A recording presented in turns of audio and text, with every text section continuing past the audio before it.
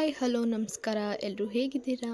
I hope ಎಲ್ಲರೂ ಚೆನ್ನಾಗಿದ್ದೀರಾ ಅಂತ ಅಂದ್ಕೊತೀನಿ. And welcome to my first vlog. ಇವತ್ತಿನ ನನ್ನ ಲಾಗ್ನ ವಿಷಯ ಏನಪ್ಪ ಅಂತ ಅಂದರೆ, ನಮ್ಮ ಪಾಪುದು ಸೆಕೆಂಡ್ ಮಂತ್ ಫೋಟೋಶೂಟ್ ಇತ್ತು.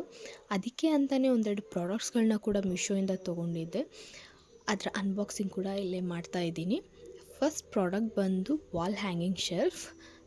ನೋಡಲಿಕ್ಕೆ ಸ್ವಲ್ಪ ಚಿಕ್ಕದಾಗಿ ಕಾಣಿಸ್ತಾ ಇದೆ, ಬಟ್ ನನ್ನ ಫೋಟೋಶೂಟ್ಗೆ ಇದು ಕರೆಕ್ಟಾಗಿದೆ. ಆ್ಯಂಡ್ ನೋಡೋ ಕೂಡ ತುಂಬ ಚೆನ್ನಾಗಿದೆ, ಚೆನ್ನಾಗಿ ಬಂದಿದೆ ಕೂಡ.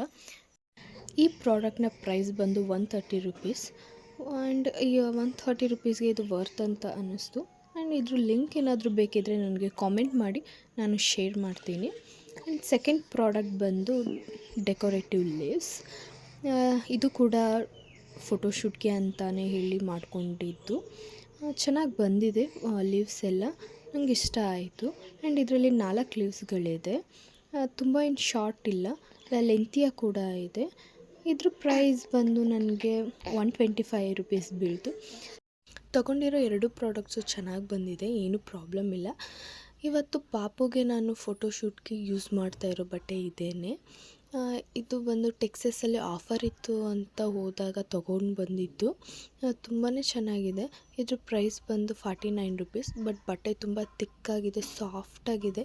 ನಂಗೆ ತುಂಬಾ ಇಷ್ಟ ಆಯಿತು ಬಟ್ಟೆ ನೋಡಿ, ಅಷ್ಟು ಚೆನ್ನಾಗಿದೆ ಆ ಬಟ್ಟೆ ಬಂದು. ಆ್ಯಂಡ್ ಅದ್ರ ಮ್ಯಾಚಿಂಗಾಗಿ ನಾನು ಸ್ಕೈ ಬ್ಲೂ ಕಲರ್ ಸಾಕ್ಸ್ನ ಯೂಸ್ ಮಾಡ್ತಾಯಿದ್ದೀನಿ. ಬೇರೆ ಬೇರೆ ಕಲರ್ ಹಾಕೋರು ಅಷ್ಟು ಚೆನ್ನಾಗಿ ಬರೋಲ್ಲ ಫೋಟೋ ಅಂತ ಹೇಳಿ ಎಲ್ಲದೂ ಒಂದೇ ಕಲರಲ್ಲಿ ಯೂಸ್ ಮಾಡ್ತಾಯಿದ್ದೀನಿ ನಾನು. ಈ ಬಟ್ಟೆ ಬಂದು ಬ್ಯಾಕ್ಗ್ರೌಂಡಿಗೆ ಹಾಕೋದಕ್ಕೆ. ಇದರಲ್ಲೂ ಕೂಡ ಯಾವುದೇ ರೀತಿ ವರ್ಕ್ ಏನಿಲ್ಲ, ಇದು ಪ್ಲೇನ್ ಇದೆ ಆ್ಯಂಡ್ ಸೇಮ್ ಕಲರಲ್ಲೇ ತೊಗೊಂಡಿದ್ದೀನಿ. ಈ ಕೋಲ್ ಬಂದು ವಾಲ್ ಹ್ಯಾಂಗಿಂಗ್ಗೆ ಫಿಕ್ಸ್ ಮಾಡಲಿಕ್ಕೆ ಅಂತ. ಅದರಲ್ಲಿರೋದು ತುಂಬ ಚಿಕ್ಕದಾಗಿ ಕಾಣಿಸುತ್ತೆ, ಹಾಗೆ ಈ ಕೋಲನ್ನ ಹಾಕೋದ್ರಿಂದ ಸ್ವಲ್ಪ ನ್ಯಾಚುರಲ್ ಆಗಿ ಬರುತ್ತೆ ಫೋಟೋ ಅಂತ ಹೇಳ್ಬಿಟ್ಟು ಈ ಕೋಲನ್ನ ತೊಗೊಂಡಿದ್ದೀನಿ ನಾನು. ಓಕೆ, ಇದೆಲ್ಲ ಆದಮೇಲೆ ಈಗ ಫೋಟೋಶೂಟ್ಗೆಲ್ಲ ರೆಡಿ ಮಾಡ್ಕೊಳ್ಳೋಣ ಬನ್ನಿ. ನಾನು ಫಸ್ಟು ಇಲ್ಲಿ ಬ್ಯಾಕ್ಗ್ರೌಂಡ್ಗೆ ಅಂತ ಆಗಲೇ ತೋರಿಸಿದ ಬಟ್ಟೆನ ಹಾಸ್ಕೊತಾ ಇದ್ದೀನಿ. ಇದು ತುಂಬ ದಿನದಿಂದ ಫೋಲ್ಡ್ ಮಾಡಿ ಇಟ್ಟಿದ್ದರಿಂದ ಆ ಫೋಲ್ಡ್ ಲೈನ್ಸ್ ಎಲ್ಲ ಹಾಗೆ ಕಾಣಿಸ್ತಾ ಇದೆ. ನಾನು ಅದನ್ನು ಸ್ವಲ್ಪ ನೀಟ್ ಮಾಡ್ಕೊತಾ ಇದ್ದೀನಿ, ಯಾಕಂದರೆ ಫೋಟೋಲೆಲ್ಲ ಅದೇ ಲೈನ್ಸ್ಗಳೇ ಕಾಣಿಸ್ತಾ ಇದ್ದರೆ ಚೆನ್ನಾಗಿ ಕಾಣಲ್ಲ ಅಂತ ಅಂದ್ಬಿಟ್ಟು ಅದೆಲ್ಲ ಸ್ವಲ್ಪ ಸ್ಟ್ರೈಟ್ ಮಾಡಿಕೊಂಡೆ. ಈಗ ಸ್ವಲ್ಪ ಬೆಟರಾಗಿ ಕಾಣಿಸ್ತಾ ಇದೆ. ಅದಾದಮೇಲೆ ನಾನು ಆಗಲೇ ತೋರಿಸಿದಂಥ ಕೋಲನ್ನ ಇದಕ್ಕೆ ಫಿಕ್ಸ್ ಮಾಡ್ಕೊಳ್ಳೋಣ ಅಂತೇಳಿ ಇದನ್ನು ಬಿಚ್ತಾ ಇದ್ದೀನಿ, ಯಾಕಂದರೆ ಅದು ತುಂಬ ಚಿಕ್ಕದಾಯಿತು.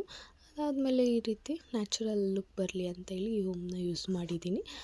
ಇವಾಗ ನೀವೇ ನೋಡ್ಬೋದು ಈ ಸೆಟಪ್ ಯಾವ ರೀತಿಯಾಗಿ ಕಾಣಿಸ್ತಾ ಇದೆ ಅಂತ ಹೇಳಿ. ನಂಗೆ ತುಂಬ ಇಷ್ಟ ಆಯಿತು ಅದನ್ನು ನೋಡಿ, ಯಾಕಂದರೆ ನಾನಿಲ್ಲಿ ಏನೂ ಜಾಸ್ತಿ ಯೂಸ್ ಮಾಡಿಲ್ಲ.